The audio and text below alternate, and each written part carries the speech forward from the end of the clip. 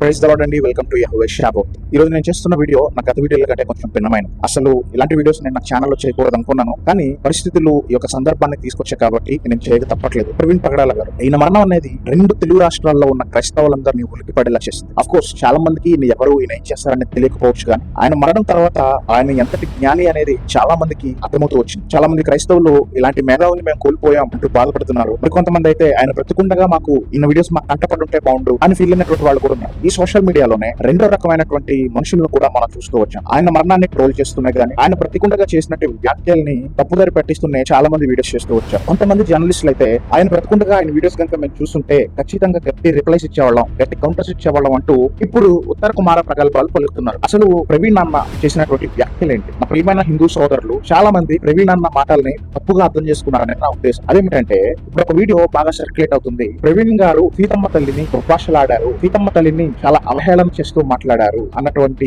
యొక్క వాదన అనేది జరుగుతుంది. ఒకసారి ఆ వీడియో ప్లే చేస్తాను, మీరు చూడండి. ఇప్పుడు మెయిన్ సమస్య ఏమిటి అని అంటే, ఇప్పుడు ఒకసారి అంటే యుద్ధకాండలో జరిగినటువంటి అంశాన్ని ప్రస్తావించారు బిబ్బు గారు.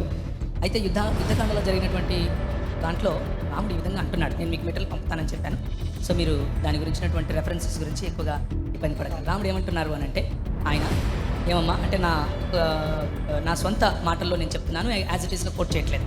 నేను నీ మీద ఎంతో ప్రేమ ఉండి నిన్ను గెలుచుకోవడానికి రావణునితో యుద్ధం చేశానని అనుకుంటున్నావేమో, అలా కాదు, నీకంత సీన్ లేదమ్మా. నేను నా కులధర్మం నిర్వర్తించడానికి, నా కులానికి ఉన్నటువంటి గొప్ప విలువను స్థాపించుకోవటానికి, మరియు లోకంలో ఉన్న వాళ్ళందరూ నన్ను ఎక్కడైనా దుమ్మెత్తిపోస్తారేమో దాని నుంచి నన్ను నేను సంరక్షించుకోవడానికి మాత్రమే నేను గెలుచుకొని వచ్చాను. కాబట్టి నువ్వు కావాలంటే లక్ష్మణుడితో వెళ్ళిపో, లేకపోతే భరతుడితో వెళ్ళిపో, లేకపోతే దాన్ని ఏమంటారు సుగ్రీవుడితో వెళ్ళిపో. అంటే సుగ్రీవుడు ఒక జంతువు కదా, ఒక వానరుడు, మనిషి కాదు, వాడితో వెళ్ళిపో. ఇంకా అది కూడా కాదంటే విభీషణుడు రాక్షసుడితో వెళ్ళిపో, అని నేను మాత్రం నిన్ను ఉంచుకోలేను అంటాడు. అది స్త్రీ పట్ల ఉన్నటువంటి దేవుడికి మర్యాద పురుషోత్తరం శ్రీ రామ్జీ లల్లా విరాజ్మాన్ ఉన్నటువంటి మనసు స్త్రీల పట్ల.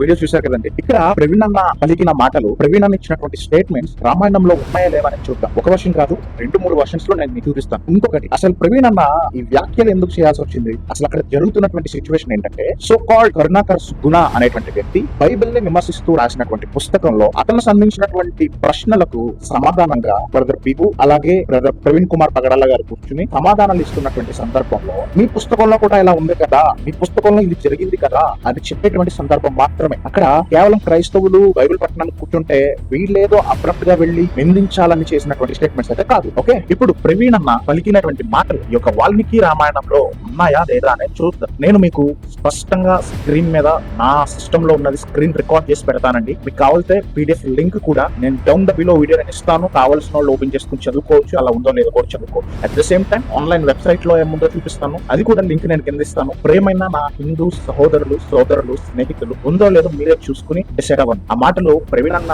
వ్యక్తిగతంగా తన సొంతంగా కల్పించి చెప్పినవా, లేక పుస్తకంలో ఉన్నదే వాళ్ళు మాట్లాడారా? చూడండి, వాల్మీకి రామాయణం, దీని ఆథర్ పుల్లెల శ్రీరామచంద్రుడు గారండి. ఈయనకి పద్మశ్రీ అవార్డు కూడా వచ్చింది. బాలనందిని వ్యాఖ్యతో కూడినది. ఈయన సాంస్క్రిట్ పండిట్ అండి. ఓకే, ఈనాటి కుహనానాగారు కన్నా ఈయనకు సంస్కృతం మీద ఎంతో జ్ఞానం. ఈయన రాసినటువంటి రామాయణం కాబట్టి ఈయన తప్పులు రాశారు అని ఈ మధ్య ఎవరన్నా మాట్లాడితే వారు పరీక్షించుకోవాల్సినటువంటి అవసరం ఉంది. మరి దీన్ని ఎవరు ప్రింట్ చేశారంటే అశ్వ విజ్ఞాన ట్రస్ట్ వారు, హైదరాబాద్. ఇది ప్రింటింగ్ అయింది కూడా ఇప్పుడు కాదండి, దాదాపు నేను పుట్టక ముందు, ప్రింటెడ్ ఇన్ 1995. ఓకేనండి, ఇందులో చూద్దాం మనం అసలు ప్రవీణ్ అన్న చెప్పినటువంటిది అసలు ఇక్కడ రాయబడి ఉందా లేదా అనేది మనం చూద్దాం. వాల్మీకి రామాయణము యుద్ధకాండము ముందు మనం విషయ సూచిక చూద్దామండి. ఈ విషయ సూచికలో చూసుకుంటే 68 వరకు మొదటి సంపుట్లో ఉన్నాయి, 69 నుంచి ఇక్కడ ఉన్నాయి. కాబట్టి కిందకు వెళ్ళి చూసుకుంటే 115వ సర్గ చూద్దామండి. 115వ సర్గను చూసుకుంటే అక్కడ ఉన్న టైటిలే ఉంది, సీత చరిత్రను శంకించిన రాముడు నీవెక్కడికైనా వెళ్ళవచ్చును అని ఆమెను ఆదేశించుట. చూశారు కదండి, సీత చరిత్రను శంకించిన రాముడు నీవెక్కడికైనా వెళ్ళవచ్చును అని ఆమెను ఆదేశించుట. సో ఇది ఎక్కడ ఉందంటే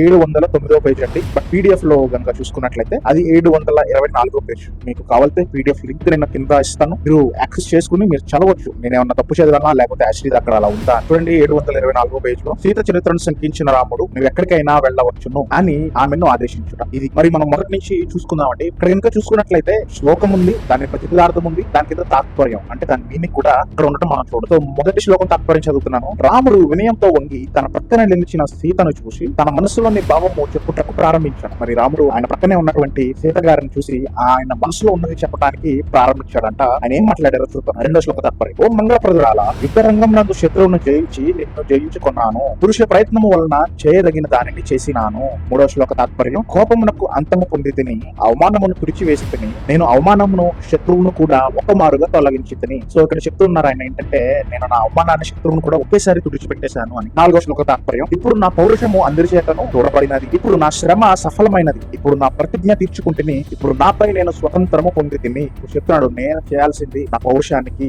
నా శ్రమకు ఫలితం అన్ని నాకు దక్కేసాయి, ఇప్పుడు నేను స్వతంత్రుడిని అని ఇలా చెప్తూ మరి ఐదో శ్లోక తాత్పర్యం చూసుకున్నట్లయితే నేను నీ దగ్గర లేని సమయమున చపల చిత్తుడైన రాక్షసుడు నిన్ను అపహరించినాడు, దైవకృతమైన ఈ దోషమును మానవుడైన నేను మానవ యత్నముచే సరిచేసి తిని. ఏం చెప్తున్నాడు, నేను మనిషి చేసినట్టుగానే మానవ ప్రయత్నంతోనే నేను దీన్ని తుడిచివేసేసానని. అలాగే ఆరో శ్లోక తాత్పర్యం. జరిగిన అవమానమును ఎప్పుడు తేజస్సు చేత తుడిచివేయడో అది అల్పచిత్తునకు ఎంత గొప్ప పౌరుషం ఉన్నను ఏమి ప్రయోజనము అంటే ఇంకా చెప్పుకుంటూ వెళ్తున్నాడు ఏంటంటే ఈ అవమానం జరిగింది కదా, ఎవరైతే వాటిని తుడిచిపెట్టలేదో వారికి పౌరుషం ఉన్నా కానీ ఇంకా ఏంటి ప్రయోజనం అని చెప్పుకుంటూ ఇలా మాట్లాడుకుంటూ మరి ముఖ్యంగా ఏంటంటే ఆయనతో పాటు యుద్ధం చేసిన వాళ్ళందరినీ పొగుడుతూ వెళ్ళేసరికి 12వ శ్లోక తాత్పర్యం చూద్దామండి. నల్ల కలువరేకుల వంటి నేత్రములు, నల్లని వక్రములైన కేశములు, శ్రేష్టమైన కటి ప్రదేశము గల సీతతో వానరుల యొక్క రాక్షసుల యొక్క మధ్యను రాముడు ఇట్లు పలికెను. అక్కడ చుట్టూ వానరులు ఉన్నారంట, రాక్షసులు ఉన్నారంట. మరి వారి మధ్యలో నిలబడి రాముడు ఏం మాట్లాడుతున్నాడో 13వ శ్లోక తాత్పర్యం చూద్దాం. గౌరవమును కోరిన నేను రావణుని సంహరించి అవమానమును తొలగించుకొనబోరు మానవుడు ఏమి చేయనో అది చేసి తిని. ఇక్కడ ఏం చెప్తున్నాడు,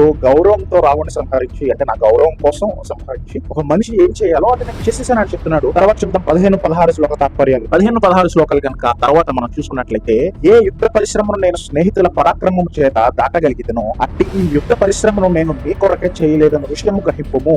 నా చరిత్రను రక్షించుకున్నటకు అన్ని వైపుల నుండి లోకాపవాదము రాకుండా చేసుకున్నటకు ప్రసిద్ధమైన నా వంశము కలంకమును తుడిచివేయుటకు నేను ఈ పరిశ్రమ చేసి తిని నీకు క్షేమమగును గాక. రాముడు ఉన్న బద్దలు కొట్టేశాడు. ఏంటంటే అది నేను ఇదేది నీ కోసం చెయ్యలేదు, ఇది నా వంశం కోసం, నా యొక్క వంశానికి వచ్చినటువంటి కీడును తొలగించుకోవడం కోసం మాత్రమే చేశాను అన్న రీతిగా ఆయన మాట్లాడటం మనం చూడొచ్చు. 17వ శ్లోక తాత్పర్యం చూడండి. చరిత్ర విషయమున సందేహింపదగిన నీవు నా ఎదుట నిలిచి కంటి జబ్బుతో బాధపడుచున్న వానికి దీపము వలె నాకు చాలా భరింప సఖ్యము కాని దానవుగా ఉన్నావు. అంటే నాకు కళ్ళకు జబ్బు చేస్తే ఆ జబ్బు కళ్ళ ముందు వెలుతురు పెట్టి ఏ రీతికైతే సహించలేక బాధపడతావో అలాగా నీవు నా కంటికి బాధ కలెక్ట్ చేస్తున్నావు. చరిత్రలో నువ్వు ఖచ్చితంగా సందేహింపదగిన దానవు అని సీత గారి మీద అపవాదు వేస్తున్నాడు అది రాముడు కదా. చూడండి మరి 18వ శ్లోక తాత్పర్యం. ఓ సీత, అందుచేత ఇప్పుడు నీకు అనుజ్ఞ ఇచ్చుచున్నాను, ఈ 10 దిక్కులలో నీకు ఇష్టము వచ్చిన దిక్కునకు వెళ్ళవచ్చును. ఓ మంగళప్రదురాల, నాకు నీతో పని లేదు, ఇక్కడ నాకు పని లేదని చెప్పి రాముడు గారు సీతతో చెప్పారు. నీకు నచ్చిన దిక్కుకు అంటే ఉన్న 10 దిక్కుల్లో నీకు నచ్చిన దిక్కుకు నువ్వు వెళ్ళొచ్చు అని ఆజ్ఞించేశారు. ఆ తర్వాత చూడండి, సక్కుల ముందు పుట్టిన తేజశాలి అయిన ఏ పురుషుడైనా పరగృహంలో ఉన్న స్త్రీని అత్యాశక్తితో కూడిన మనసుతో మరలా తీసుకున్న. 20వ శ్లోక తాత్పర్యం. రావణుని ఒడిలో నలిగిన దానవు, దుష్టమైన చూపులతో అతని చేత చూడబడిన దానవు అయిన నిన్ను గొప్ప కులములో పుట్టినానని చెప్పుకొనొచ్చు నేనెట్లు మరలా గ్రహింపగలను. ఇక్కడ కొంచెం అభ్యంతరకరంగానే రాముడు మాట్లాడినట్టు మనం చూడొచ్చు. అసలు నీలాంటి దానిని నేను ఎలా మరలా తిరిగి తీసుకుంటాను అన్నట్టు ఆయన మాట్లాడుతున్నాను. 21వ శ్లోక తాత్పర్యం. నేను నా కులం గౌరవం కాపాడుటకే నిన్ను జయించి తిని కీర్తిని మరలా సంపాదించి తిని నీ యందు నాకు ఆసక్తి లేదు, అందుచేత ఇక్కడి నుండి నీకు ఇష్టము వచ్చిన చోటికి వెళ్ళవచ్చును. అదండి ప్రవీణ నాకు ఏదైతే చెప్తూ వచ్చారో అదంతా ఇక్కడి నుంచి మొదలవుతుంది. ఓకేనండి, ఇక్కడి నుంచి నీకు ఇష్టం వచ్చిన దగ్గరికి వెళ్ళిపోవచ్చు అని చెప్తూ 22వ శ్లోక తాత్పర్యం. ఓ మంగళప్రదురాల, అందుచేత నేను నిర్ణయము చేసుకుని ఈ మాటలు చెప్పుచున్నాను, నేను ఇంకా నిర్ణయం చేసేసుకున్నాను అని రాముడు చెప్తూ నీ ఇష్టము ప్రకారము లక్ష్మణుని సంరక్షణలో కానీ భరతుని సంరక్షణలో కానీ ఉండుటకు నిశ్చయించుకొను. 23వ శ్లోక తాత్పర్యం. ఇది నేను అట్లా ఎక్స్ప్లెయిన్ చేయట్లేదు, చదువుతుంటే మీకే అర్థమైపోతుంది. సీత శత్రుఘ్ని సంరక్షణలో గాని సుగ్రీవుని సంరక్షణలో గాని రాక్షసుడైన విభీషణుని సంరక్షణలో గాని ఉండుటకు నిశ్చయించుకున్న లేదా నీకు ఇష్టము వచ్చినట్లు చేయము. అండ్ ఇప్పుడు ఉన్నది కదండి మరి ప్రవీణ చెప్పింది.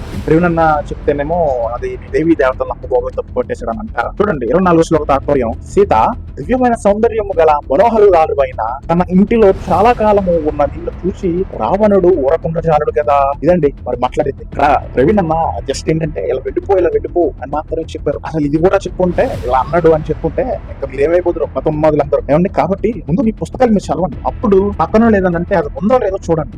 25వ శ్లోక తాత్పర్యం. అప్పుడు ప్రియమైన మాటలు వినటకు తగిన ఆ సీత ప్రియుని నుండి అప్రియమైన ఆ మాటలు విని ఏనుగు తొండము చేత కదల్చబడిన లత వలె చాలా సేపు మృక్కిలు వణికిపోయి కన్నీరు విడిచెను. చూడండి ఇక్కడతో ఈ సర్గ అనేది ముగుస్తుందండి. ఇప్పుడు ఆ సీత అసలు ఎలా బాధపడింది అనేది కూడా ఉంటది. తర్వాత సర్గలు కనుక చూసుకున్నట్లయితే మరి సీత గారికి కూడా పౌరుషం ఉంటది కదండి. ఆవిడ ఈయన్ని ఎలాంటి మాటలు మాట్లాడారో కూడా ఉంటది. కావాలంటే కామెంట్ చేయండి, అది కూడా నేను ఖచ్చితంగా చదివి వినిపిస్తాను. ఆ తర్వాత సర్గలోనే మరి ఆ సీత గారు రాముకి సమాధానం చెప్పి ఆ తర్వాత ఆవిడ అగ్ని ప్రవేశం చేసినట్టు కూడా ఉంటది. తర్వాత సర్గలో అది వీళ్ళని బట్టి అసలు ఆవిడ ఏం సమాధానం ఇచ్చింది అనేది కూడా నేను నెక్స్ట్ ఒక వీడియో చేస్తాను. ఇది ఇంతవరకు ఉంటే ఇప్పుడు ఏమంటారంటే మీలో చాలా మంది లేదు తప్పుడు ట్రాన్స్లేషన్స్ తీసుకొచ్చేసావు అంటారు. కాబట్టి నేనేం చేయాలనుకున్నానంటే ఇది తప్పు ట్రాన్స్లేషన్ అసలైన ట్రాన్స్లేషన్ అని చెప్పడానికి వాల్మీకి రామాయణ.net నుంచి తీసుకున్నాను. ఇందులో కూడా మీరు 6 కాండాలు చూసుకోవచ్చు. ఎందుకంటే కొంతమంది ఉత్తరకాండని ప్రక్షిప్తం అంటారు కాబట్టి బాలకాండ, అయోధ్యకాండ, అరణ్యకాండ, కిష్కింధకాండ, సుందరకాండ, యుద్ధకాండ ఈ 6 కాండాల్లో నుంచి ఉంటుంది. కాబట్టి మనకు కావాల్సింది యుద్ధకాండలు ఉంటుంది కాబట్టి యుద్ధకాండ 115వ సర్గ ఇక్కడ కూడా చూసుకోవచ్చు. Rama disowns her and ask her to seek shelter elsewhere అని ఉంటది. ఆ సర్గ కనుక ఓపెన్ చేస్తే కాకపోతే ఈ యొక్క లింక్ కూడా నేను కింద డిస్క్రిప్షన్ లో ఇస్తానండి. ఈ ఇంట్రడక్షన్ లో మనం చూసుకోవచ్చు. Rama informs Sita that the dishonor meted out to him and the wrong done to her by Ravana have been wiped off by his victory over the enemy with the assistance of Hanuma, Sugriva and Vibhishana. However, regarding with suspicion the character of Sita, Rama disowns her and asks her to seek shelter elsewhere. ఇక్కడ introduction లో కూడా same మనకి ఏదైతే చూసుకుంటూ వచ్చామో అదే అక్కడ కూడా ఉంది. కాబట్టి ఇంగ్లీష్ లో కూడా చదివి తెరిద్దాం. ఏమంటారు ఇక్కడ ఏంటంటే దేవనాగరిలోని సంస్కృత శ్లోకం ఇవ్వబడింది, కింద ప్రతిపదార్థం ఇవ్వబడింది, కింద మీనింగ్ కూడా ఇవ్వడం జరిగింది. Seeing that Sita who stood his vicinity going low, Rama began to tell his feeling hidden in his heart. ఆయన మనసులో ఉన్నది రాముడు చెప్తున్నాడు అని ఉంది ఇక్కడ. చూడండి 2వ శ్లోక తాత్పర్యం. You are won back by me after conquering the enemy in the battlefield. My dear lady, that which is to be done through human effort has been accomplished by me. ఒక మనిషిగా నేను ఏదైతే చేయాలో అది నేను చేసి నేను నిన్ను తిరిగి గెలుచుకున్నాను అని ఇలా చెప్తూ మనం ముందు చదివితే చూడండి. అలా చదువుతూ మొత్తం ఎందుకు చదవట్లేదంటే ముందు మనం చదివాం కాబట్టి చూడండి. అలా చెప్తూ ఇదంతా నేను గెలిచింది నా యొక్క స్నేహితుల పరాక్రమం వల్ల, నా యొక్క గౌరవం వల్ల.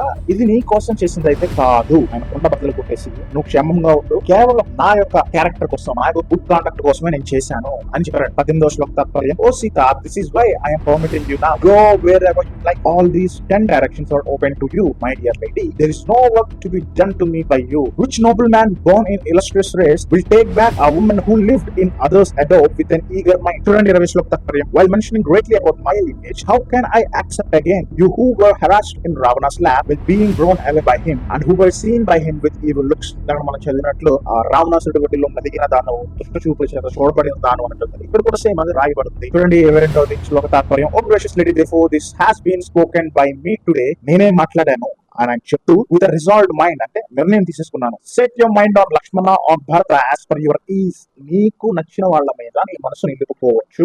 23వ శ్లోక తాత్పర్యం. ఓ Sita, otherwise set your mind either on Shatrughna or on Sugriva or on Vibhishana the demon or according to your own comfort. లేకపోతే నీ మనసుకు ఏదైతే మంచిది అనిపిస్తుందో వాళ్ళ మీద, వాళ్ళ సంరక్షణలోకి నువ్వు వెళ్ళిపోవచ్చు అని చెప్పారు. 24వ శ్లోక తాత్పర్యం. Seeing you and are endowed with a beautiful form and attractive to the sense, detained for long in his adobe, Ravana could not have endured your separation. అక్కడ 24 శ్లోక తాత్పర్యాలు మనం ఏదైతే చదివామో నీలాంటి ఆడదాన్ని పెట్టుకుని రాముడు మరి సహించుకోగలరా అని అదే మాట ఇక్కడ కూడా మనం చూడొచ్చు. ఈ రీతిగా రాముడు సీతతో మాట్లాడుతూ ఇప్పుడు చెప్పండి, మీరు సీత గారిని అవమానించింది ఎవరు? అసలు ఎవరు సీత గారిని అవమానించారు? రాముడా, ప్రవీణన్న? మీకు గ్రంథ పరిజ్ఞానం లేక ప్రవీణన్న ట్రోల్ చేస్తారా? సరే, మీ అందరికి ఇంకొక దిమ్మ తిరిగిపోయేటువంటి ఇస్తాను. ఇప్పుడు ఇది నేను చదవటం కాదు, దీని గురించి ఒక ఆయన రాశారు. ఆయన ఎవరంటే డాక్టర్ బిఆర్ అంబేద్కర్ గారు.